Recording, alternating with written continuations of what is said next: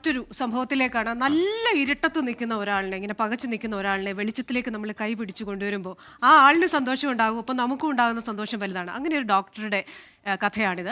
ലഹരിക്കടിമകളായവരെ ജീവിതത്തിലേക്ക് തിരികെ കൈപിടിച്ച് നടത്തുന്ന നിരവധി ലഹരി മോചന കേന്ദ്രങ്ങൾ നമ്മുടെ നാട്ടിലുണ്ട്.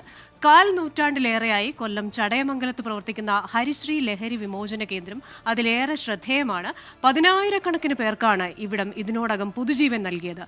ഹരിശ്രീയുടെ മെഡിക്കൽ ഡയറക്ടർ ഡോക്ടർ സജീവ് നമുക്കൊപ്പം ചേരുകയാണ്.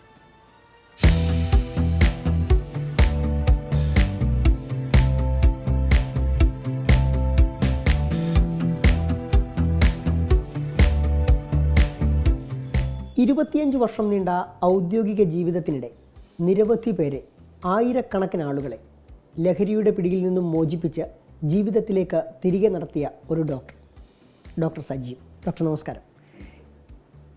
ഒരു ഫിസിഷ്യനിൽ നിന്നും ഒരു ലഹരി വിമോചന കേന്ദ്രത്തിൻ്റെ മേധാവിയിലേക്ക് നടന്നെടുത്ത ആ ദൂരം എങ്ങനെയാണ്?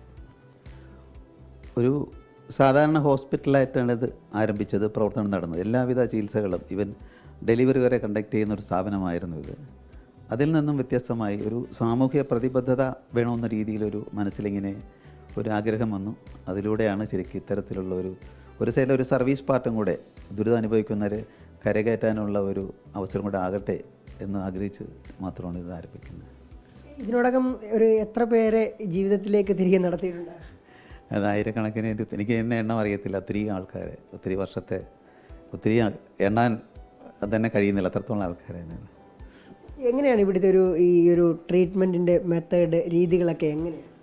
ചികിത്സയിൽ ഇവിടെ ആദ്യം വന്നു കഴിയുമ്പോൾ ആദ്യം അവരുടെ ശാരീരികമായ പരിശോധന, മാനസിക നില, ലാബിലെ പരിശോധന നോക്കിയതിന് ശേഷം മാത്രമാണ്. അതായത് ഒരു സ്കോറിംഗ് ഉണ്ട്, എത്രത്തോളമാണ് ആൾക്കൊരു ഒരു ട്രീറ്റ്മെൻറ്റ് വേണ്ടിയുള്ളത്. അതിലേക്ക് മാത്രമുള്ള ട്രീറ്റ്മെൻറ്റാണ് നമ്മളിവിടെ നൽകുന്നത്. ഈ മറ്റ് MDMA പോലെയുള്ളവ ഉപയോഗിക്കുന്നതിൻ്റെ എത്രത്തോളം സ്പ്രെഡ് ചെയ്തിട്ടുണ്ട്, എത്രത്തോളം ട്രീറ്റ്മെൻറ്റ് എങ്ങനെ വേണോ, അതൊക്കെ എങ്ങനെയാണ് നമ്മൾ കണക്കൂട്ടുന്നത്? ആദ്യം അതിൻ്റെ ലാബ് ടെസ്റ്റിൽ നമ്മളതിൻ്റെ ഏതൊക്കെയാണ് അതിൻ്റെ ഉപയോഗിക്കുന്നുള്ളത് കണ്ടുപിടിക്കാനുള്ള യൂറിൻ അനാലിസിസ് ഉണ്ട്, ഡ്രഗ് അസൈഡ് ഉണ്ട്. അത് കഴിഞ്ഞാൽ അവരുടെ ബിഹേവിയർ അനാലിസിസിലും മെൻ്റൽ സ്റ്റാറ്റസ് എക്സാമിനേഷനിലും ഇവിടെ സൈക്കാട്രിസ്റ്റ് ഉണ്ട്, സൈക്കോളജിസ്റ്റ് ഉണ്ട്, ക്ലിനിക്കൽ സൈക്കോളജിസ്റ്റും കൗൺസിലേഴ്സൊക്കെ ഉണ്ട്. അപ്പോൾ അവർ തന്നെ ഇവാലുവേറ്റ് ചെയ്തിട്ട് വരും. കുറേ സ്കോറിംഗ് മെത്തേഡുകളുണ്ട്. അപ്പോൾ അവർ അറിയാൻ പറ്റും ഏത് അവസ്ഥയിൽ നിൽക്കുന്നു, എന്തൊക്കെ ട്രീറ്റ്മെൻറ്റാണ് വേണ്ടതെന്നുള്ളത് ആദ്യം വന്ന് പ്ലാൻ ചെയ്യുന്നു.